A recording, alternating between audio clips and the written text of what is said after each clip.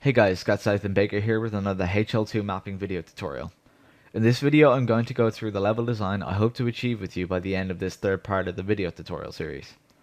So let me just make sure we've got Engine 2009 selected and Half-Life 2 Episode 2 as our game to design for. Again, if you don't have Episode 2 you can choose Half-Life 2 and follow along just the same. There are only a few features in EP2 that make HL2 slightly different. So here we have the final map for specifically the third part of this tutorial series, BSP. In the tutorial we create the plans needed for this small office map and begin working on creating the fundamentals for the level needed, walls, floors, ceilings, etc. When working on our level design we keep certain things in mind such as optimization and viz groups. This allows us for fast organization of our level design, keeping the highest frames per second when the player is actually playing our level, and overall decreasing our development time,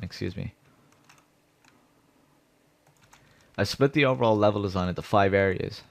Basically under the first floor we've got this wire duct area, which is kind of a gritty space where the player may have to crawl underneath to get to a certain other part of the first level, or the first floor, On the first floor we've got 2 bathrooms, a storeroom, we've got this open area here for staff only, and then we've got a reception, and then we've got 3 offices. And then obviously the door to lead up onto the second floor. On the second floor we've got a more open area which is going to have 2 main offices and then an area for office cubicles similar to the ones that are seen in this photo. I've basically on Google I typed in office into Google Images and downloaded a load of different reference images to aid me with the design of the level. Finally we've got our third floor, and on our third floor we've got 2 main offices where the big bosses of the office work, and then we've got a reception area which we're going to populate with chairs and stuff to make it look a bit more reception-y. That's a new word there. And then finally I've got the stairwell. I've created this stairwell kind of at the end of it. And the reason why I'm creating at the end of it is simply because there's a lot more work into creating this stairwell.